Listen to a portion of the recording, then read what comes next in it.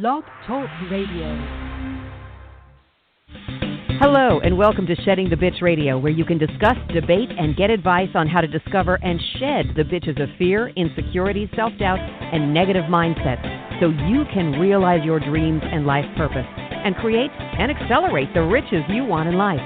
Join us here live every Tuesday at noon Eastern and dialogue with us at 818-572-2910. You can also chat with us at Blog Talk Radio /SheddingTheBitch or share your stories on our website at SheddingTheBitch.com. Whatever the bitch is that's holding you back from living your life to the fullest, it's not worth giving up the riches in life that you deserve. So call in now and let Bernadette Boas know what's holding you back. 818-572-2910.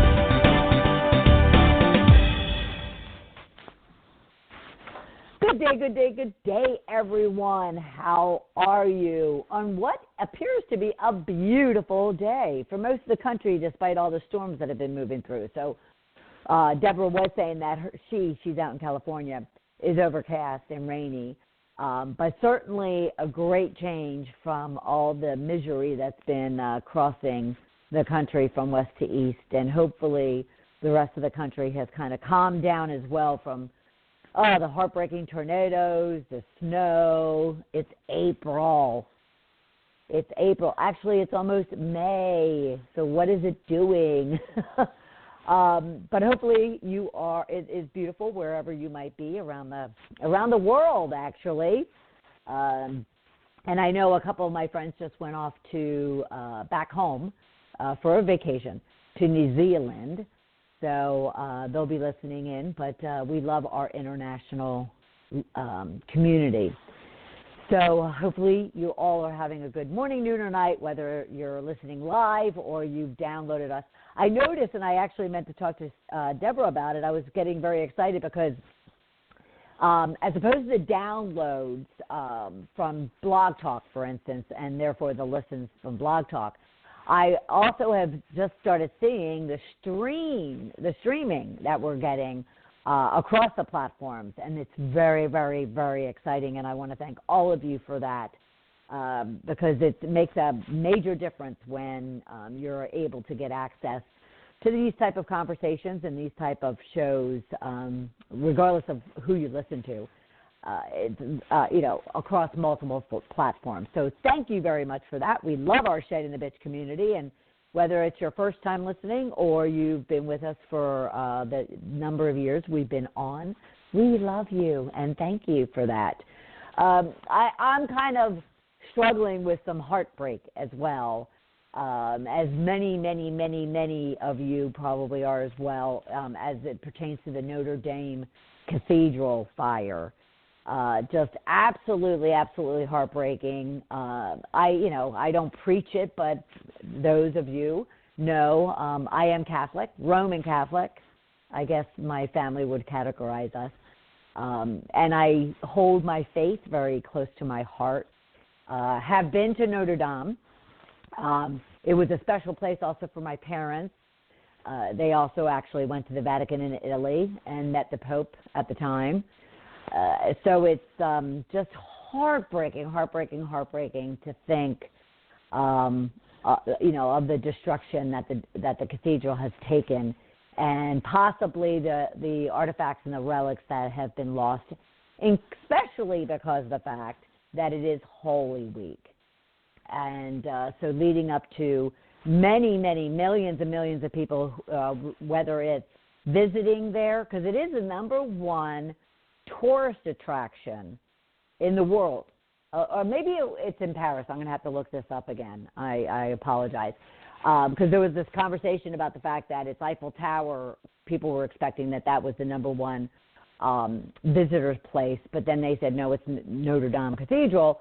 So I'm thinking it is France that they were talking about. I will find that out and get it correct. Let's say. But it's just heartbreaking. It is Holy Week. It is leading up to Easter. It's actually also leading up to Passover. Happens to be coinciding the same weekend. A lot of times it's not. But this weekend, Passover starts as well. So happy Passover to all my Jewish friends and Jewish community. Majority of my best friends are Jewish. I've participated in many Passover dinners, have gone to, not a lot, but several synagogues for their service.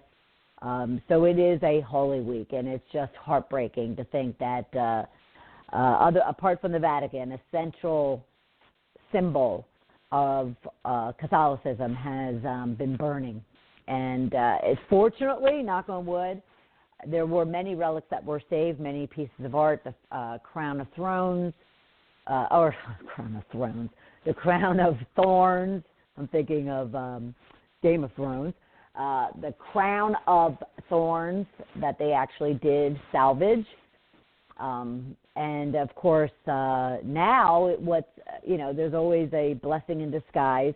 There's many, many, many benefits that they're talking about coming out of this, and that being because it is Holy Week, they expect that a good number of people who have kind of gone away from the church or strayed from the church will probably be pulled back in, especially with it being Easter weekend, and they're expecting that the crowds for Easter Mass will be record-breaking, and maybe they will just find their way back to the Catholic Church, who, we all know have been through some major trauma, tragedies, heartbreak in itself with all of the scandals that have been going on in the Catholic Church. I have maintained my faith. I certainly don't agree with what's going on there. I certainly voice my opinions and my thoughts and my experiences in that regard, but certainly hold it very close to my heart, the overall Catholic faith. So hopefully, whatever religion, spirituality, faith you follow, hopefully you'll have a blessed week as well. And just continue to say prayers for everyone who hold the cathedral in their hearts, and for the Parisians who obviously it's kind of a central core to their lives and their lifestyle. So prayers to everyone, and to all the firefighters and first responders that have helped to salvage as much as they can from that just absolutely devastating, shocking. You just kind of stood there watching it, thinking that it wasn't really happening, that it was a movie or something, and then to realize that it is actually happening. All right, enough said about that. We're going to get on a high note in regards to our conversation today, which, if you've noticed since the beginning of the year mostly, that I haven't really been planning out our conversations. And the reason is because I was realizing that a lot of them were coming up from my own stuff. They were coming up from my own inner reflection and introspection and my own experiences and my own highs and lows since the beginning of the year, and we kicked it off with my whole being stuck type of mood I was in for a good number of weeks. But then I also realized that not only myself, but my friends and my community, including the Shedding the Bitch community, were also bringing things to me that they were experiencing that I thought were just great opportunities for conversation and sharing with all of you. And this conversation today was one of them. And it's all about why I care about what others think. And what impact does that have on our lives when we're so consumed with what other people think and other people's perceptions and other people's feelings toward us and approval of us. And it really stemmed from a conversation I had with a friend who's probably listening because I kind of suggested to her that I was going to be making our conversation the other day, the conversation for all of you, because this woman, she's just an absolute doll, but she's extremely hard on herself. And when I say hard on herself, I'm not talking like myself, who's a perfectionist, and I've learned recently through my pickleball playing that I'm really hard on myself still, even from a competitive perspective, not because I want to win against the other person, but I'm trying to win against myself now. And yet she, which I will keep her name nameless simply because there's a lot of them in my community, and I don't want them to think that I might be talking about them. But I was having a conversation with her, and she was kind of beating herself up. Of the pickleball players in our group, she is the, I'll call, youngest as far as how long she's been playing. She is certainly not the weakest player at all. Yet, is there things that she, needs to learn and wants to learn? Absolutely. There's things I need to still learn, and there's things that even the best of players still need to learn and improve on. But she tends to take it out on herself and beats herself up about it, about the fact that she is, not as strong, not as fast, not as able, not as efficient, not as good as everybody else. And I said to her, actually it was just yesterday afternoon, I said, who gives a shit what everybody else thinks? First off, none of us are thinking it. None of us are saying it. None of us are saying, oh, we don't want to play with her because, she'll pull our game down. None of us are doing that. Only you are doing that. And that's what really made me think about the fact that a lot of you do that to yourself. I won't throw myself into that group anymore and that's what I'll share with you today. It's because I had gotten to a point where I really don't care what anybody else thinks. I really don't care what anybody else says about me. I don't care what they post about me. I don't care whether they agree or disagree with what I'm doing. And trust me, I have a lot of not only haters but judgers and opinionators in my life. So I just thought I would kind of share with you not only my perspective on it, but some things that I obviously research and I obviously read up on and I embed in my own coaching practice, but I also embed in my own everyday life. And I thought it's important because this idea of being consumed with what other people think of you versus being consumed with what you think of you, it is debilitating. It is life-altering. It is dream-defeating. It is everything, about what you should not be doing if you really want to live and experience a full, happy, joyful, peaceful, satisfying, adventurous, love-making type of life. And so that will be what our discussion is today. If you've missed our episodes recently or in the past, but recently we've talked about procrastination and how that absolutely sucks and how it actually sucks all of your momentum, energy, confidence, motivation, and achievement, and how to get kind of out of that procrastination place. We had a Ask Me Anything episode, which is our first Tuesday of every month. I take your stories, questions, and challenges, whether it be about your career, whether it be about your business or your life, and I try to give you advice, tips, sometimes tough love that can help you move forward from that situation you might be in. And we talked I think it was, I'm drawing a blank right now, all business. We talked about, I am drawing an absolute blank and I didn't put it down on my piece of paper. All right, so you're going to have to go and listen to it. I'll just tell you right up front. I drew a complete blank and I thought, no, I'm going to remember it, so I don't need to write it down. So go to our Ask Bernadette. It was great questions from you. And I receive your questions predominantly from LinkedIn and or directly to me. And you can always reach out to me directly at Bernadette Boas at sheddingthebitch.com. Go to LinkedIn, my Bernadette Boas, and send me a private message. You can go to our Facebook and Twitter Shedding the Bitch page. Do it there.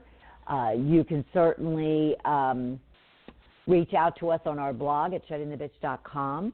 And what we'll do is I will give you and get back to you as quickly as you kind of post it or reach out to me, at least by the end of the day, if not by the next morning. But I'll also bring it here to the Ask Me Anything episode, which is the first Tuesday of every month, and drill into it further than you can on a post or a tweet or even an email. And you have an opportunity as well to come onto the program and even talk to me about it if should you choose to. If you choose to come on and don't want to share your name, that's your option as well. And Deborah and the community wants to just provide you with a safe and a supportive and collaborative community to where you can get the support that you need to create the riches in life that you deserve. So go back to that. And then we also had a great episode that has been getting a lot of traction about regrets or no regrets, and how to kind of get over regretting the past, living in the present, and not worrying about the future. So you can go to blogtalkradio.com/Shedding the Bitch Radio, find all of our episodes there. You can go to iTunes and find all of our episodes there. You can go to Apple Podcasts and find all of our episodes there as well.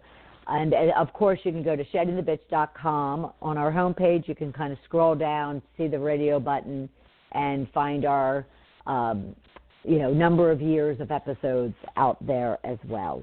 All right? All right, so we are going to talk about why we care about what other people think. So I want to leave you, before we take a break, I want to leave you thinking about something, and we call these our rich questions. And we give you a rich question to kind of plant yourself and set a foundation for this conversation.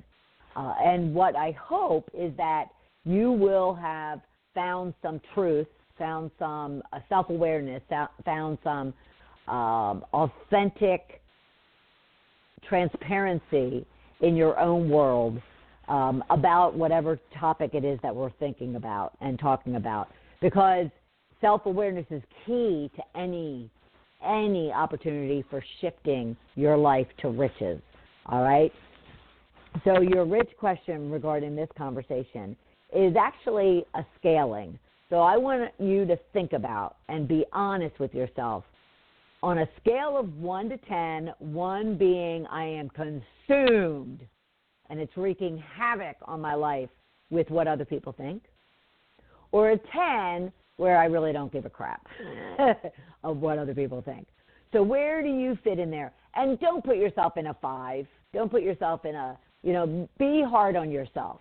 Even if you wallow between, well, I care but I don't care, it depends upon the person, situation.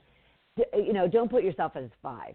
Either put yourself and be okay with the fact that you do care what other people think, or put yourself in a place where, you know what, I don't. Though there are situations, and we're going to talk about the appropriate times and places when it is important to care what other people think.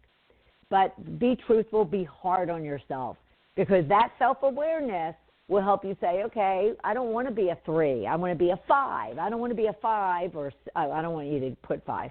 I don't want to be a 6. I want to be a 7. I don't expect you to go from a 3 to a 7. I don't expect you to go from a 6 to a 10. This is all about making small steps, but small steps that will lead, and in this case, around this subject about caring what other people think. This is a transformative place to be and space to really focus on. And trust me when I say it can change your life if you stop worrying about what other people think. All right, we're going to take a break. When we get back, we'll dive into this conversation. We'll be right back. You are listening to Shedding the Bitch Radio with Bernadette Boas. We are inspiring individuals around the globe to discover, confront, and shed their bitches of fear, insecurity, and negativity so they can create the riches in their career, business, and life they deserve. Be sure to check out Bernadette's book, Shedding the Corporate Bitch, Shifting from Bitch to Rich in Life and Business, available on Amazon and sheddingthebitch.com. We also want to thank our sponsors, North Georgia Tax Solutions, who offers a broad range of tax services for small to corporate-sized clients. Go to ngtaxsolutions.com to learn more. And Parker House Virtual Services, who provides virtual assistance and social media support for small to medium-sized businesses. Email Deborah Parker at deborahparker.va@gmail.com for more information. To become a sponsor or advertiser on our program, email us at mediarelations@sheddingthebitch.com. Shedding the Bitch Radio airs every Tuesday at noon Eastern Time. Be sure to go to blogtalkradio.com/Shedding the Bitch Radio and follow the program for all of the updates and announcements of our guests and show topics. Now let's return to Bernadette and Shedding the Bitch Radio.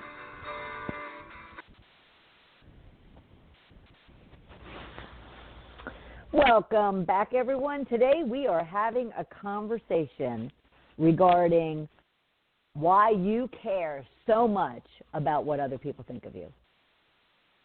And I asked you to consider for your rich question today, to scale yourself on a scale of 1 to 10, 1 being that you're consumed with what other people think of you, to 10, you don't really give a shit what other people think. And I asked you to put yourself on that scale, and I asked you to not put yourself at a 5. We all kind of go between the two. And even I do, even though I say I don't give a shit and I put myself at a 10. I'm going to talk to you about times when it is appropriate for you to care about what other people think. And that's where I'm at, okay? So have that scale number in mind. And like I said, be hard on yourself.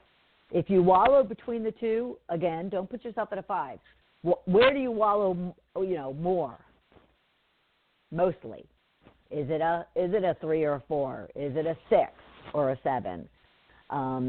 Again, we all do, and it's just a matter of really being hard on yourself so you can then, when you make those shifts, you feel them in every, cell of your body. And I kind of, said earlier, it is transformative when you let go and you stop worrying about what other people think. And why is that? Well, Lao Tzu has a famous quote that touches on this.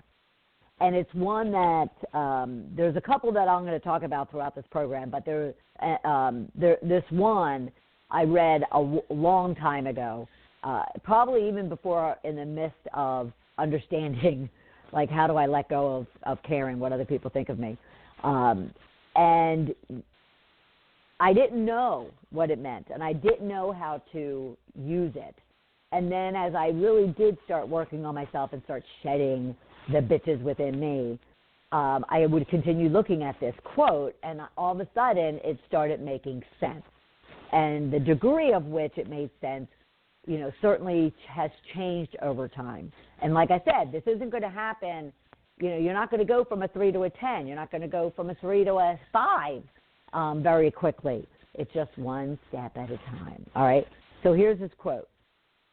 Care about what others think, and you will always be a prisoner. Care about what others think, and you will always be a prisoner. Now, what are you a prisoner of? You're a prisoner to everyone else. You're a prisoner to what everyone else thinks and believes and wants and needs. You're a prisoner to everyone else but yourself.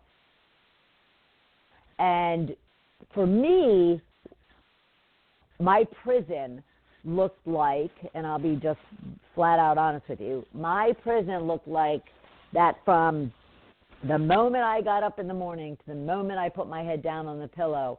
I was always thinking one step ahead as to what I needed to do to shift to make sure that I looked the part, I spoke the part, I acted the part, I was the part of what everybody else wanted. And it wasn't even people that I cared about. for instance, if you have parents who want you to be something or somebody or an occupation or schooling or whatever the case might be, that's one thing. It's your parents. Although, we're going to talk about the fact that you really have to stop caring what they think. But I was doing it with not only my peers or my colleagues or my friends. I was doing it to complete strangers on the street who would walk by me as I strutted down, Park Avenue in New York, or strutted into the office or into a client site. I was consumed with what the person in the next car thought of me when I would be sitting at a light and I'm in my fancy, expensive car and I'm all dolled up, or I have, an attitude on my, a scowl on my face because I thought that was cool and impressive. I mean, I just was consumed every moment of every day. Not every minute of every day, not every hour of every day. I was consumed every moment of every day what the world thought of me. And trust me, when I saw that word prisoner, and at first I laughed and scoffed at it because I didn't understand it. And then as I started to, like I said, shed and started to kind of let go, it started making more and more sense to the point where I actually started feeling as if I was suffocating, because I'm like, oh my God, that's so right. That's so true. Oh my God. And I would almost physically, literally hyperventilate. And I can go back to those episodes as if they were yesterday. And I would say that they were, at this point, it's 2019. At this point, it was 2009, 10, 11, through those years, where I was just really kind of coming face to face with how much I allowed what other people thought of me to just hold me prisoner. Now, why is that? I mean, why would anyone, live, and maybe you're not to the extreme of me. Maybe you weren't to the extreme where, you thought as you're, sitting there. And the thing about the stoplight, is just so vivid to me. And it was a stoplight to where I was, thinking that everybody around me was checking my car out, was checking me out, and then I made a left-hand turn. I'll never forget this. I made a left-hand turn to get on the ramp onto 400 South from Ashford Dunwoody. And I'm sitting there, and I happen to look over to make sure I wasn't about to hit that car that's coming with me.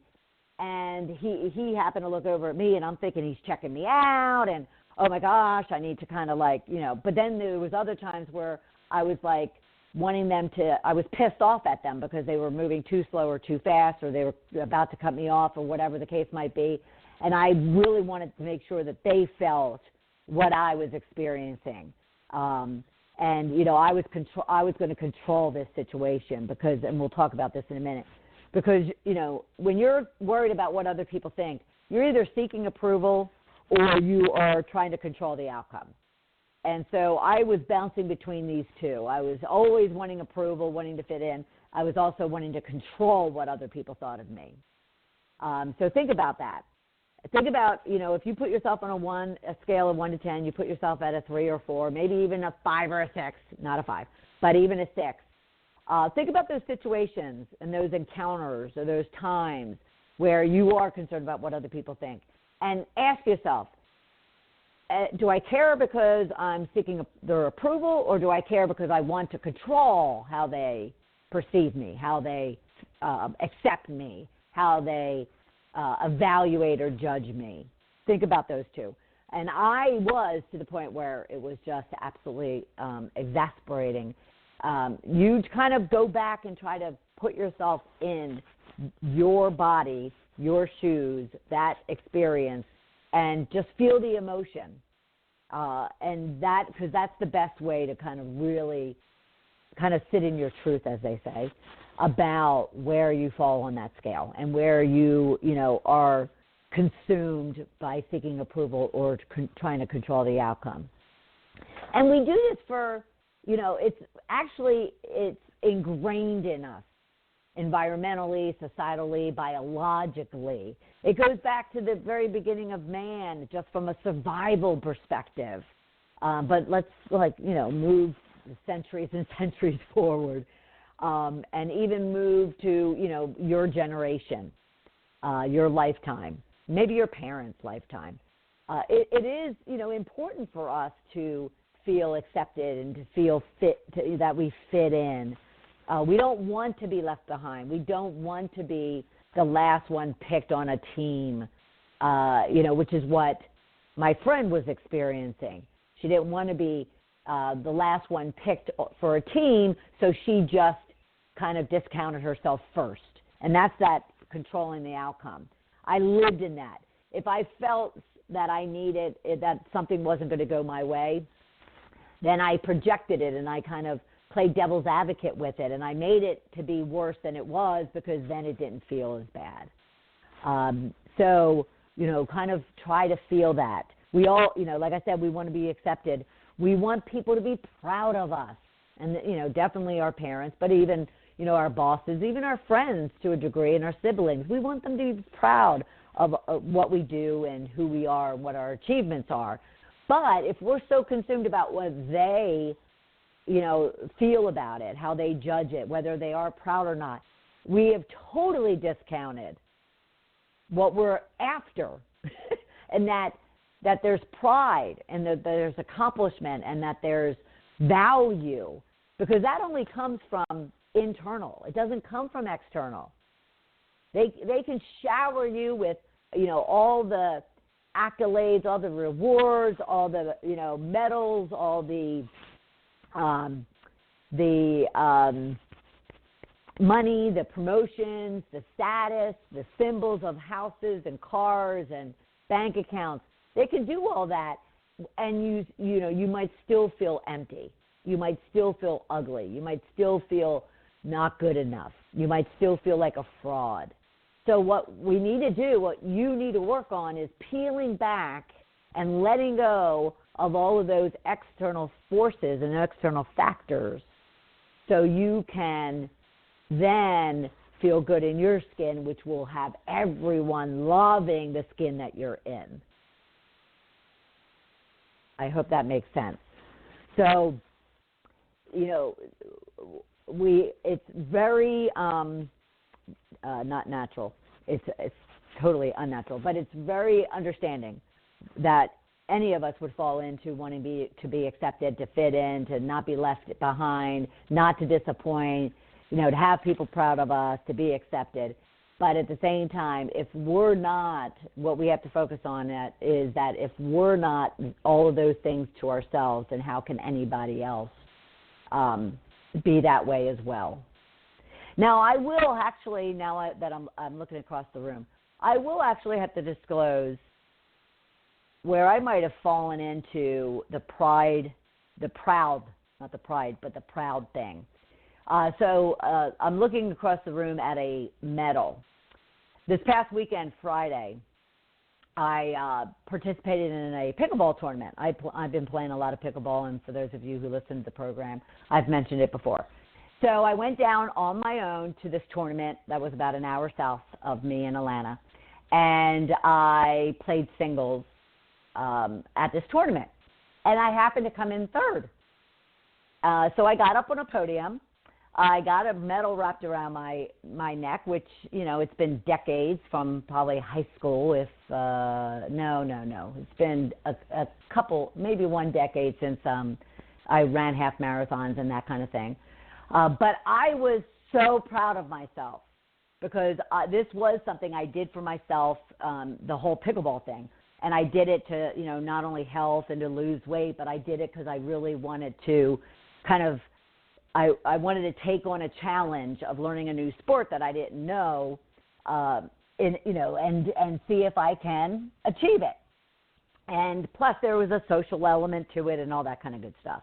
But I did find myself, I have a large family, 11 brothers and sisters, as you know, and but there's one, and I won't mention who it is because I don't want anybody else who might be listening to be offended. But there is one that I do look to, because their not opinion of me, but maybe it is. Maybe I have to do some self-reflection here as well. But because I wanted them to know. And so I had shot a note to everybody. I shot a note to my siblings and let them know of it. And I heard from everybody except this person. And I was kind of curious. I didn't take it personally because I knew that they were away and that they were on a trip over the weekend. But I found myself shooting them a note over the weekend, another text. And they replied back going, yes, I did. It was fabulous. And so I had to stop myself, especially as I was looking across the room at this medal, realizing, you know what? Boy, I haven't done that in a really long time. But here I was seeking their, not approval, but their pride, and their, impression, I guess. And so now that I think about it, we still all, even when we feel we're at a 9 or a 10, we all, at times will have this experience of wanting to or caring about what other people think. But we need to find ways to help those that it's consuming.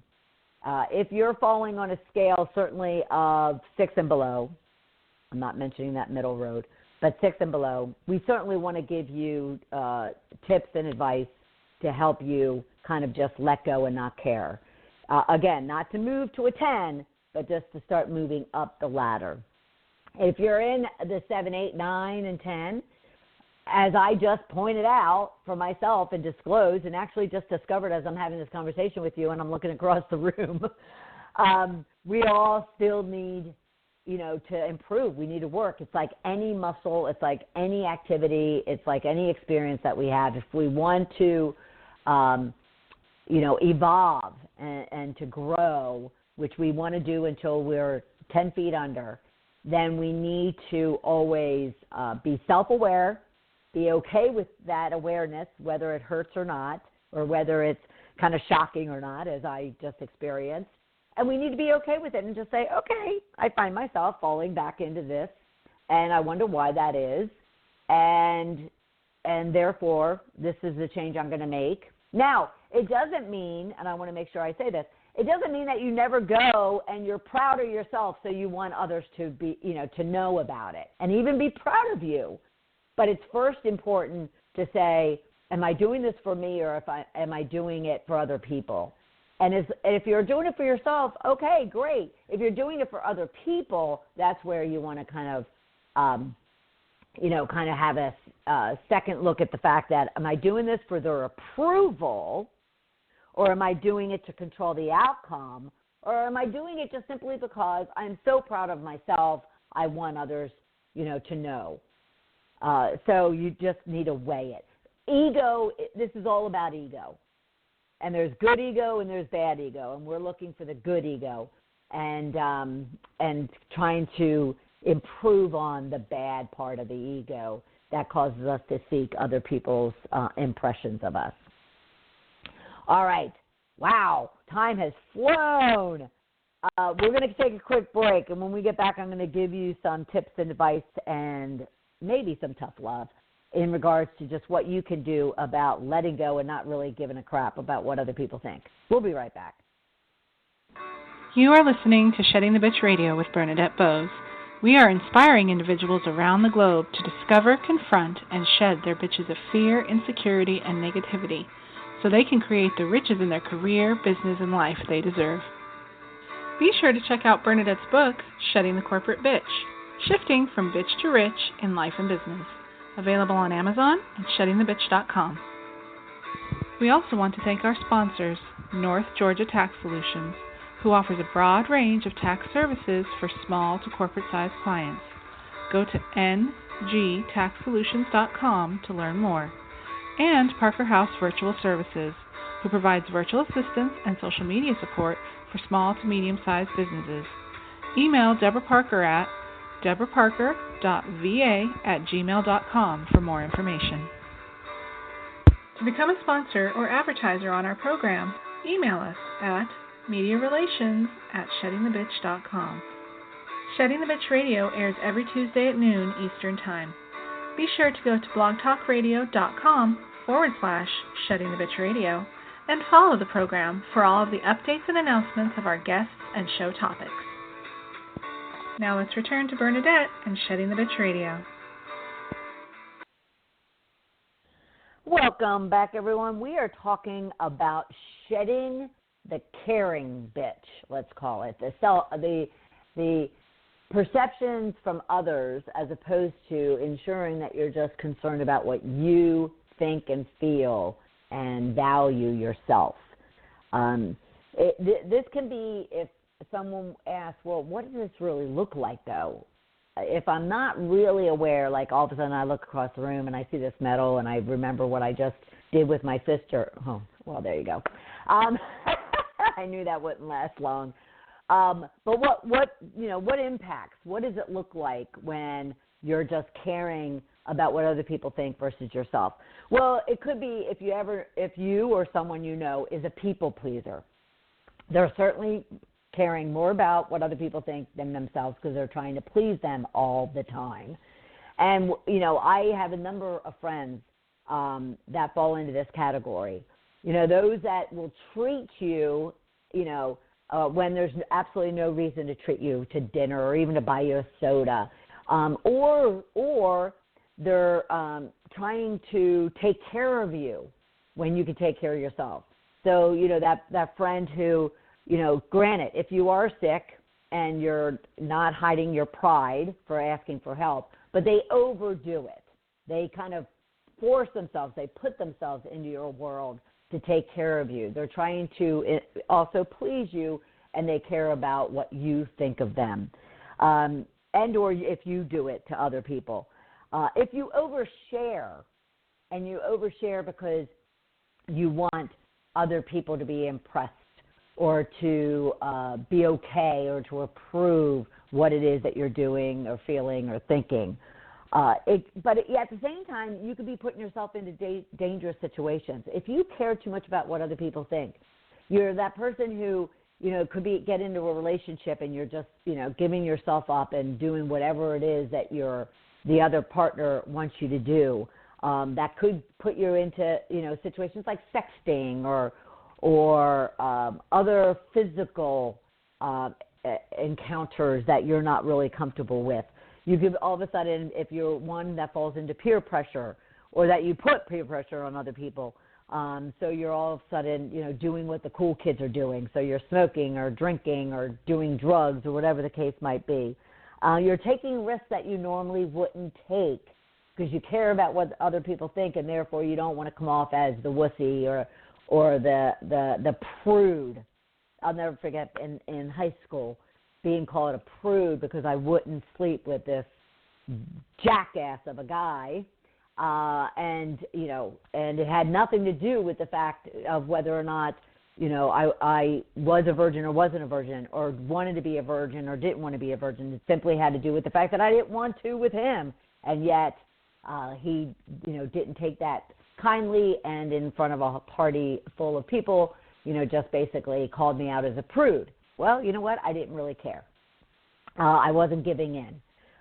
There's a degree of, the confidence, which we'll talk about all that. And the one big thing, and social media has exasperated it, is you care about what other people think. So all of a sudden, you're kind of skewing your values and your core beliefs, and you're judging and hating and spewing when you actually wouldn't be. People use social media, people use computers and phones to hide, behind a mask, to hide behind a persona that's not truly that individual. And all of a sudden, the next thing you know, they're judging and hating when, if they think about it, that's not who they really are. So there's some definitely personalities and behaviors that people take on, and masks that people take on, but there's also some really negative impacts. And the biggest negative impact is just that you're not living who you are. You're not living you. You're not being you. You're not experiencing life as you. You're doing it through the eyes and the mirrors of everyone else around you. So it comes from fear. It comes from a place of insecurity and low self-worth and all the bitches that we talk about on a regular basis. But without kind of belaboring all of that, because you know when you're not living your true self, you know the reasons why. You may not be confronting them and shedding them for numerous reasons, but you know why. And if you just spend some time digging and really trying to understand why that is, then you will break the cycle. You will break the chain of those behaviors and those belief systems that you are just simply masking yourself, masking your true self for number of reasons that you have. But if you really want to find happiness and peace and joy and love and self-love, then you have to be happy and at peace and joy and love and self-love.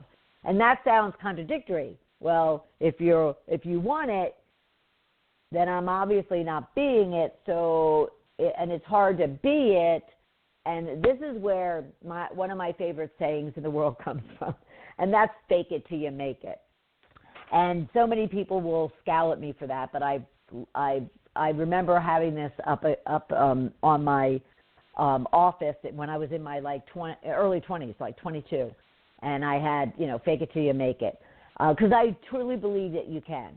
You can put a smile on when you're not really feeling great, and that smile when you see somebody else smile at you because they're going to. You smile, someone else is going to smile. And when they smile back, that's going to make you feel better, because you can't feel hate and judgment and low self-worth when someone and or you are happy and joyful and at peace and, in this case, smiling. You just can't. So faking it till you make it is not a bad strategy to take on. Okay? So that's kind of my first thing. But that other big saying that I told you at the top of the hour that I also love, and when I came across it, it did not make sense to me at all. And then over time, it became to make sense to me. And that is, hold on, I got to find it. You would be surprised how little other people think of you. You'd be surprised about how little other people think of you. We are so self-consumed about what other people think of us. It is shocking to realize that they really aren't thinking about us.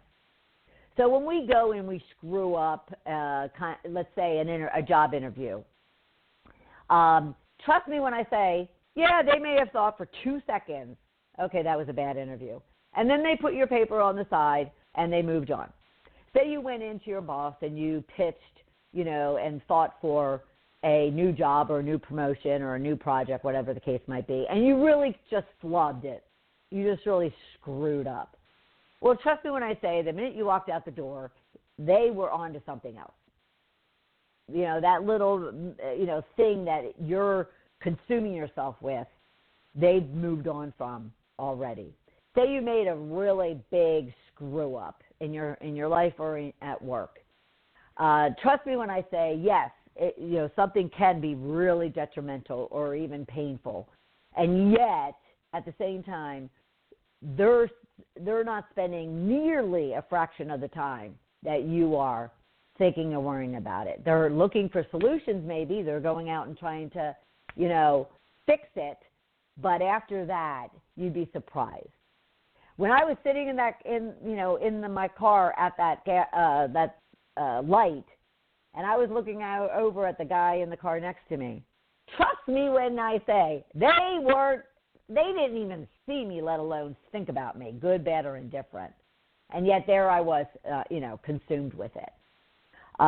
So that's another thing to really think about, that put it on a piece of paper. You would be surprised how little other people think of you. Now, that's not a detriment, because at first I was thinking, well, that's not good. I want them to be thinking of me. So that's not what it's about. It's about the fact that we are so self-consumed about what other people think. We'd be surprised how little they actually do, because they don't. They live in their own world. They live in their own head. They live in their own ego. That you're just a nit. And I don't care if it's your parent or your sibling or your spouse or your friend or your coworker or your boss. You're just a piece. They are so self-consumed themselves of what they're thinking about. And yet you're fighting and pounding and killing yourself trying to impress them or trying to get their approval or trying to, get them to like you and, ask you to play on their team, that they, you're just not that important to them. Now, they could be those people, such as parents. They could be they're pounding you since you were, 1, that you have to get into a good school and you have to take a good occupation because you have to make a lot of money in order to have a good life, all that kind of good stuff. And yet you're on the other realm where you're like, I don't care if I ever make money. I just want to strum my guitar, or I want to sing, or I want to draw, or I want to travel the world, or I want to work for myself. Yet you are, you start skewing yourself because, well, this is what my parents want. This is what my parents want. This is what my parents want. The next thing you know, you're living someone else's life. You're not living your own, and you're miserable. And typically it takes absolute misery for someone to finally shake themselves out of it and kind of look up and say, oh, my gosh, I'm hoping to prevent you waiting that long by simply getting you to kind of sit and consider and evaluate and be honest and truthful with yourself and ask the hard questions and get yourself to just, as I, like I said, as I was sitting here and I looked across the room and I saw the medal hanging up, it was the only place I had to put it. And I kind of just went, you know what? I did that with, what's their name the other day? So I, fall victim to it as well. It's just that scale. Are you a 3? Are you a 7? Are you a 4? Are you a, 8? Are you might be a 5, but let's get you to, to that 6, that kind of thing. So what can you do? Well, you can decide that this is your life, and you want it to be your life. You don't want it to be other people's lives. So change the way you think, change the way you feel, change or go back to your belief system. Write down, journal, spew, and I talk about this a lot. Spew, what it is that you want, what you don't want, what you believe, what you don't believe, what you care about, what you don't care about. Get to know you. Get to know you, even if that's going back into the archives of your history and your life to find that individual again. That's okay. We all tend to lose ourselves along the way because the world wants us to be a certain thing. Our spouses, our siblings, they expect us to be. They think we are. I can't tell you, I'm having a difficult time even 10 years later shaking the perceptions that close people in my life have of me from the bitch that I was to the person that I am today. And I just have to accept that I am never going to change their opinion. I'm never going to change their perception, no matter how many times I can demonstrate it and not purposely demonstrate it, but, no matter how many encounters I have with them and experiences I have with them, and not only minutes but days, weeks at a time that I have with them, and I'm not going to change their perception. It's not in my control. So remember that. Are you, do you care about what other people think because you're seeking approval, or are you trying to control the outcome? I learned head on, I cannot control any outcome. You cannot control outcomes. You cannot control what other people think of you. So why not just be you? Why not just be you? All right? So try to work on really understanding what you believe, what you think, why you do the things that you do, why you say the things that you say, and find what it is that you want to do, what you want to believe in, what you want to say, what you want to think, and just stay true to that. All right? The other thing, too, is you know what's right for you. Other people don't. They might think that they do. They might, in their best interest, with their biggest heart, think that they know what's best for you. But only you know what's best for you. Only you know what's best for you. Trust me when I say maybe one person in my whole life wanted me to go out on my own, wanted me to sacrifice everything that I've been sacrificing, wanting me to almost lose my home to foreclosure and fighting tooth and nail to keep it and to save it. No one wanted me to be, eating peas, as I call it, for those number of years. No one wanted me to be going off and writing, books and movies about people I know and things that I've done, but they're not living my life. They're not me. And so I can't care about that. You can't care about that. They don't know you. And this is a really big thing that I want you to think about. Think about it, truly. If you've lived any amount of time away from your family, brothers, sisters, parents, away from your spouse, partner, and I'm talking, when I say away, they didn't know you between one and when you met them. They didn't know what you encountered. They didn't know what you experienced. They didn't know what you did or didn't do. You might even feel that you've given them everything about you. And I can guarantee you there's something that you haven't told them or that you haven't shared with them or that you haven't even realized. No one really knows you other than you. And I experience this quite often, even with my siblings, especially with my parents, obviously, but I was extremely open in the later years with my parents. And I'm open with my siblings, but they still don't know, and they don't know me. They don't live in my feet. They don't live in my shoes. They don't live in my body. They don't live in my head. They don't live in my heart. So I can't expect them, to, and therefore I have to let that go. And therefore, again, controlling the outcomes. They don't know you, so why do you care? Now, another big one is if you allow other people and other people's judgment and their perceptions of you to control you, to have power over you, to help to make your decisions, then you're hoping, I guess, that they're going to live through whatever that decision is, whatever that feeling is, whatever that experience is, whatever that outcome is. And yet they're not going to. They're not going to feel the pain of your decision. If you go down a track of being a lawyer when you actually want to be an artist, they're not going to be there after, feeling the pain and the void and the misery that you might land up feeling because that decision that you made because of them. Only you are. So why would you take on pain and misery and heartache and lack of passion and lack of love, lack of self-love for other people? So you have to kind of really, recognize the fact that, this is your life. This is your life. And you can't be consumed by what other people think of it. And it's not their dreams either. They're your dreams. They're your dreams.